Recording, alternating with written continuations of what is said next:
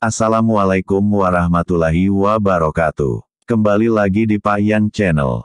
Salam Rahayu Budaya. Kali ini Pak Yan akan mengisahkan perjalanan hidup para wali Allah, dengan mengambil cerita, perjalanan Sunan Bejagung Lor terlahir dengan nama Sayyid Abdullah Asy'ari bin Sayyid Jamaluddin Kubro atau Syekh Jumadil Kubro.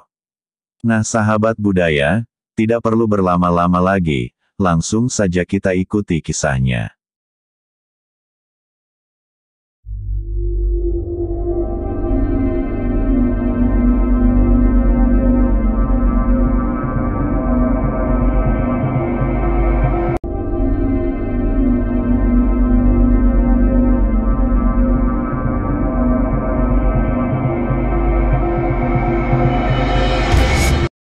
Sebelum melanjutkan kisah ini, Pak Yan ingatkan jangan lupa aktifkan tombol subscribe dan loncengnya untuk mendukung, agar channel Pak Yan bisa berkembang. Sunan Bejagung Lor terlahir dengan nama Sayyid Abdullah Asy'ari bin Sayyid Jamaluddin Kubro atau Syekh Jumadil Kubro. Beliau dididik dan dibesarkan oleh ayahanda As-Sayyid Husain Jamaluddin Al-Akbar, Syekh Jumadil Kubro. Beliau menikah dengan wanita dari Tuban dan dikaruniai 3 orang putra. 1. Syekh Abdurrahim atau Sunan Pojok. 2. Nyai Faiko atau istri Pangeran Penghulu atau Syekh Hashim Alamuddin atau Sunan Bejagung Kidul. 3. Syekh Afandi atau Sunan Waruju, makamnya di belakang pengimaman Masjid Bejagung. Nasab Sunan Bejagung Lor Nabi Muhammad Rasulullah Shallallahu Alaihi Wasallam. Sayyidah Fatimah Az-Zahra, Ali bin Abi Thalib. Al-Imam Al-Husain. Al-Imam Ali Zainal Abidin.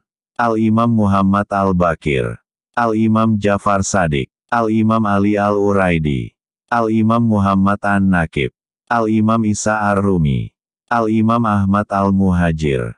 As-Sayyid Ubaidillah.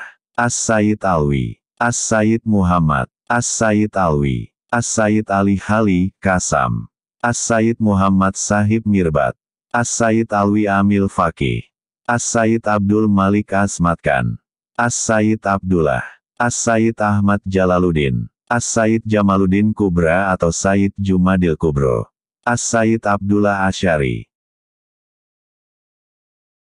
Dikisahkan ketika rombongan ulama dari Turki datang ke tanah Jawa yang dipimpin oleh Syekh Jumadil Kubro termasuk putranya Syekh Abdullah Asy'ari atau Sunan Bejagung juga ikut.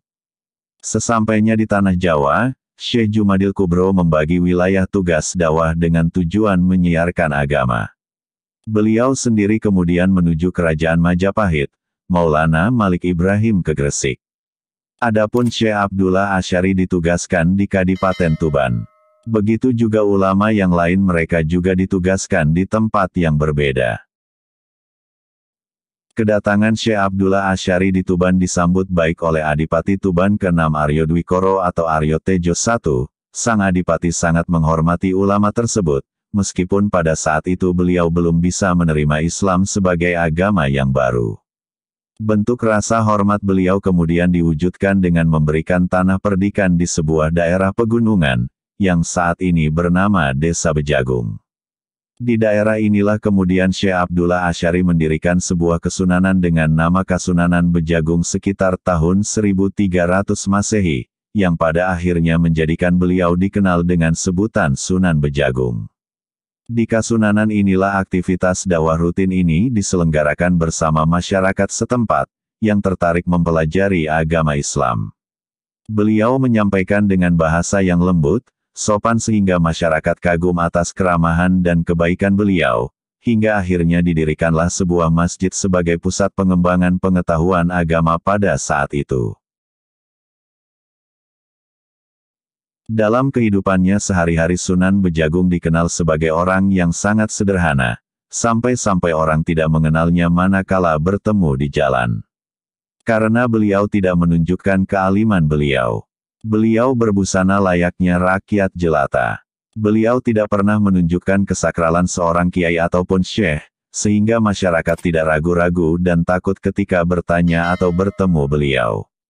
Setelah waktu berganti waktu, akhirnya agama Islam pun berkembang pesat, utamanya di daerah sekitar Kasunanan.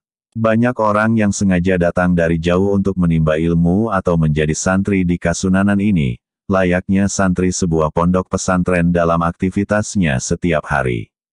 Dikisahkan Sunan Bejagung setiap siang hilang dari tempat kediamannya yang terasing di Bejagung itu, untuk membantu menyalakan lampu-lampu di Masjid Makkah dan menjadi imam di sana. Makkah dan tiap malam pula setelah itu ia kembali ke Bejagung. Hal ini dapat dimaklumi sebab beliau adalah kelahiran Hadramaut yakni orang daerah Saudi Arabia. Pada saat Sunan Bonang wafat, di desa Bonang Lasem terjadi huru-hara dengan adanya perebutan jenazah Sunan Bonang, yang kala itu direbut oleh orang-orang Bawean, karena orang-orang Bawean sangat cinta kepada para waliullah, utamanya rasa cinta kepada Sunan Bonang. Sampai-sampai jenazah beliau direbut dari keluarga di Bonang dan langsung dinaikkan perahu. Tanpa menghiraukan situasi Bonang, orang-orang Bawean tersebut langsung menjalankan perahunya ke tengah laut menuju Bawean yang melalui pantai Tuban. Lantaran karomah Sunan Bejagung, beliau mengetahuinya bahwa di pantai Tuban bakal ada orang Bawean yang membawa lari jenazah Sunan Bonang. Seketika itu Sunan Bejagung bergegas menuju ke pantai Tuban, dan langsung berjalan di atas air laut menuju ke arah perahu berisi jenazah Sunan Bonang tersebut. Dengan tanpa sepengetahuan orang-orang Bawean yang berada di perahu, Sunan Bejagung mengambil jenazah Sunan Bonang dengan 2 lapis kain kafannya. Sedangkan kain kafan Sunan Bonang yang 1 lapis dibiarkan di dalam perahu, sehingga orang-orang Bawean masih tenang-tenang mengarungi lautan membawa 1 lapis kain kafan yang dianggapnya jenazah Sunan Bonang. Setelah orang-orang sampai di Bawean, ternyata yang dibawa hanya kain kafan 1 lapis, tetapi mereka tidak kecewa karena mereka sadar dan sudah melahirkan cintanya kepada aulia, sehingga walaupun tinggal kain kafan 1 lapis, tetap mereka makamkan selayaknya seperti makam Sunan Bonang di Bawean. Sedangkan jenazah Sunan Bonang yang tinggal menggunakan kain kafan 2 lapis digendong oleh Sunan Bejagung dibawa ke pantai Tuban, dan disemayamkan di Tuban. Sampai sekarang makam Sunan Bonang di belakang Masjid Agung Tuban. Suatu hari, Pangeran Sudimoro putra mahkota kerajaan Majapahit yang tidak ingin menjadi putra mahkota kerajaan, meninggalkan kerajaan Majapahit. Ia pergi ke Tuban mencari guru ilmu syariat, tarekat, hakikat, dan marifat. Sesuai dengan petunjuk Syekh Jumadil Kubra, beliau disuruh menemui Syekh Abdullah Asy'ari atau Sunan Bejagung Lor. Setelah sampai di Tuban, ia bertemu dengan Sunan Bejagung Lor dan berguru kepada beliau. Ketika Prabu Hayam Wuruk mengetahui bahwa putranya mengaji di Padepokan Sunan Bejagung Tuban, maka Prabu Brawijaya keempat memerintahkan patihnya bernama Gajah Mada dan prajuritnya untuk mengajak Pangeran Sudimoro pulang ke Majapahit. Berita tersebut didengar oleh Pangeran Sudimoro. Beliau menghadap kepada Sunan Bejagung Lor, meminta perlindungan dan bantuan Sunan Bejagung untuk menolak keinginan Sang Prabu Hayam Wuruk. Sebab Pangeran Sudimoro ingin tetap menekuni ilmu agama Islam. Kehendak Pangeran Sudimoro tersebut dikabulkan oleh Sunan Bejagung Lor. Selanjutnya Sunan Bejagung menggaris tanah berbentuk segi 4 mengitari Kasunanan Bejagung. Agar tentara Majapahit tidak bisa masuk Kasunanan Bejagung. Garisan tanah yang dibuat oleh Sunan Bejagung Lor tersebut dikenal dengan nama Siti Garet. Masyarakat sekitar memandang bahwa Siti Garet merupakan fenomena gaib.